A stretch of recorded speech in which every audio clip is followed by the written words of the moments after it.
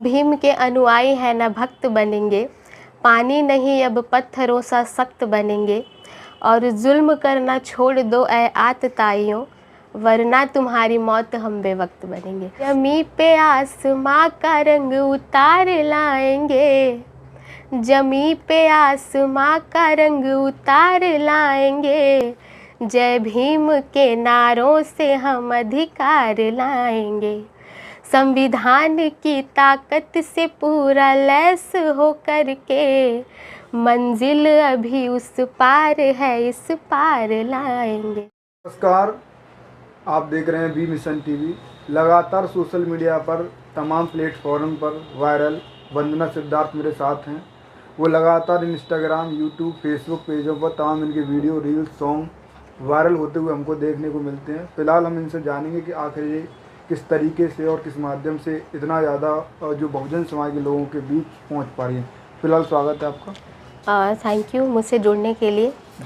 और हालांकि मेरी हेल्थ इशू चल रही है पिछले 15 दिनों से, लेकिन आपने टाइम निकाला मेरे लिए, तो इसके लिए बहुत शुक्रिया आपका। और मुझे भी अच्छा लगा आपसे जुड़ के, और आपके दर्शकों को भी मेरा धन्यवाद, साधुवाद। कई बार आप सोशल मीडिया के माध्यम से या रील्स के माध्यम से, आपका पर्सनल अकाउंट भी है जिस पे कई मिलियंस में व्यूज जा रहे हैं, और कैसे आप यहाँ आ पाए इस लाइन में? पहली बात तो ये कि मेरा शौक़ रहा है बचपन से सिंगिंग का, एक्टिंग का। और क्योंकि मेरा अपना खुद का, मेरे पापा का स्कूल है जूनियर हाई स्कूल तक, जो कि बाबा साहब डॉक्टर अम्बेडकर के ही नाम से है।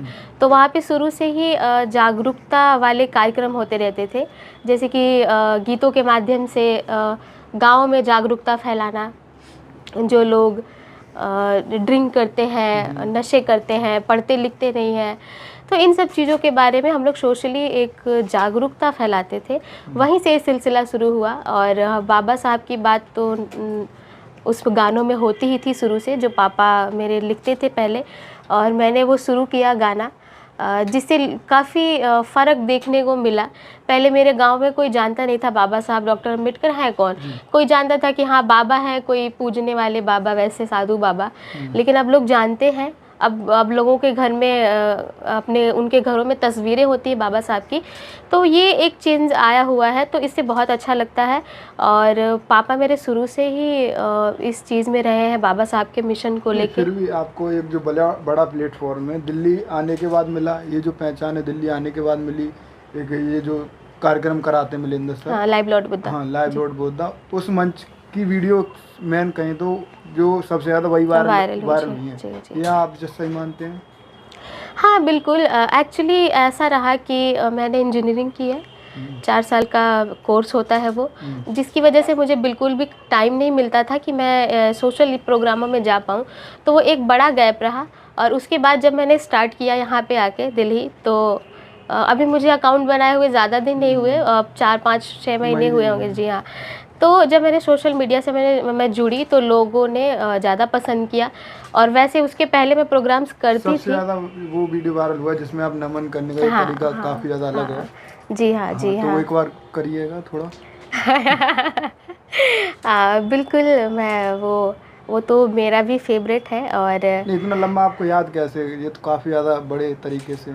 हाँ, वो आपने कहा मुझे कि, तो मैं आपसे शेयर करती हूँ और आपके दर्शकों को भी। हालांकि वो सबने सुनी है पहले, लेकिन मैं फिर भी कोशिश करती हूँ। मेरी आवाज़ काफ़ी ख़राब है, लेकिन मैं कोशिश करती हूँ। जी।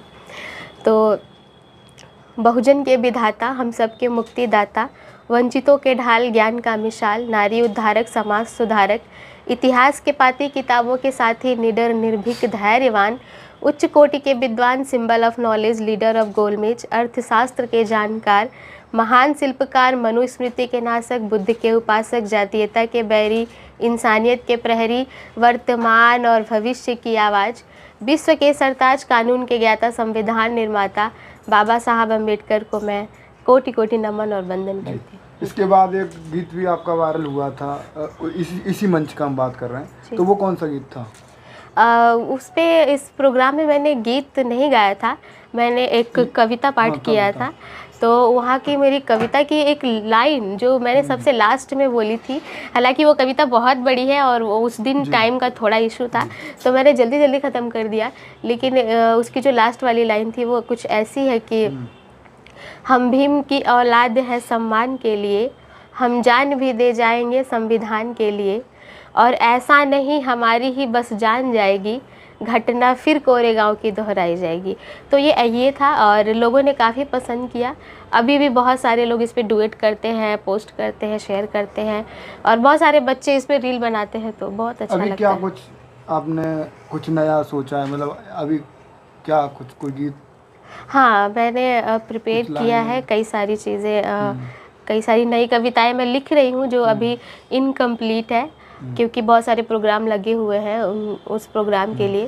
और एक रिसेंटली मैंने जो लिखा था वो कुछ ऐसा था कि हम भीम के अनुयायी हैं न भक्त बनेंगे, पानी नहीं अब पत्थरों सा सख्त बनेंगे, और जुल्म करना छोड़ दो ऐ आतताइयों, वरना तुम्हारी मौत हम बेवक्त बनेंगे।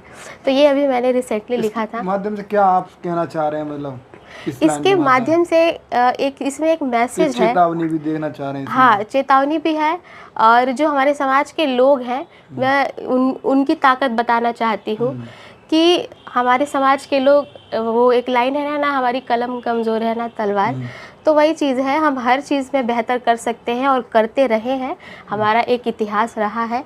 और यही चीज़ मैं बताना चाहती हूँ कि एक तो जो हमारे समाज पे आए दिन जुल्म होते हैं, तो वो हम अब नहीं सहन करेंगे। तो इस कविता के माध्यम से, इस शेर के माध्यम से यही चेतावनी थी कि अब बस बहुत हो गया, और अगर आप इस तरीके के जुल्म और ज्यादती करेंगे तो हम भी चुप नहीं बैठेंगे। और ये भीमा कोरा गांव की जो घटना दोहराई जाएगी, एक बार आपने संविधान का दिल्ली में एक आंदोलन था उस पर लाइन कही थी।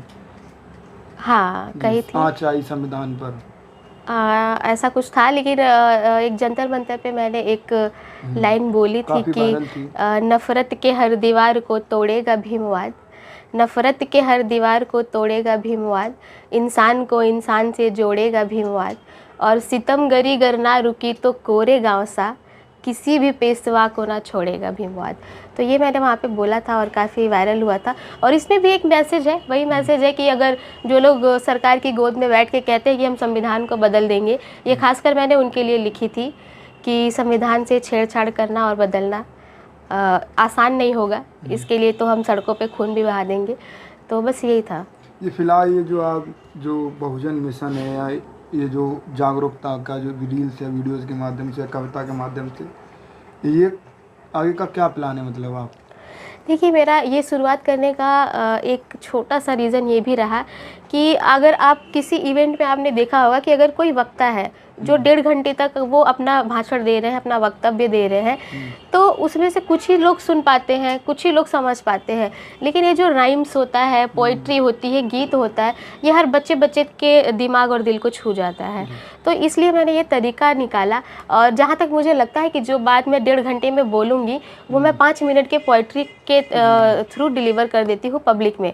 तो ये मुझे बहुत आसान और इफ़ेक्टिव और बेहतरीन तरीका लगा, और थोड़ी सी आवाज़ मेरी अच्छी थी तो लोगों ने काफ़ी पसंद किया। इस तरीके से लोगों में जागरूकता आ पाएगी, आप मानते हैं? और इस प्रकार का जो प्यार, जो सम्मान, जो सपोर्ट मिलना चाहिए था, वो आपको मिल पा रहा है? हाँ हाँ, बिल्कुल। सम्मान और सपोर्ट में तो कोई कमी नहीं है, लोग बहुत सपोर्ट करते हैं और बहुत मान सम्मान भर भर के देते हैं, तो इस बात की मुझे बहुत खुशी है।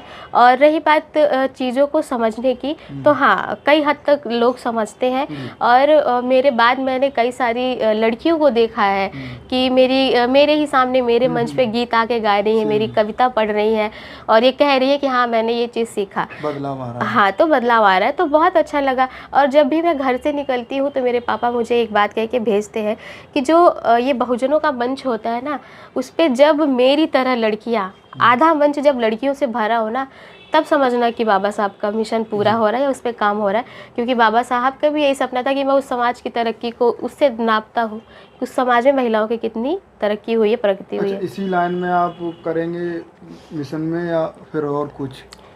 नहीं, मैं इसको अपनी ज़िम्मेदारी समझती हूँ और ये ज़िम्मेदारी मैं बखूबी निभा रही हूँ, आगे भी निभाऊंगी।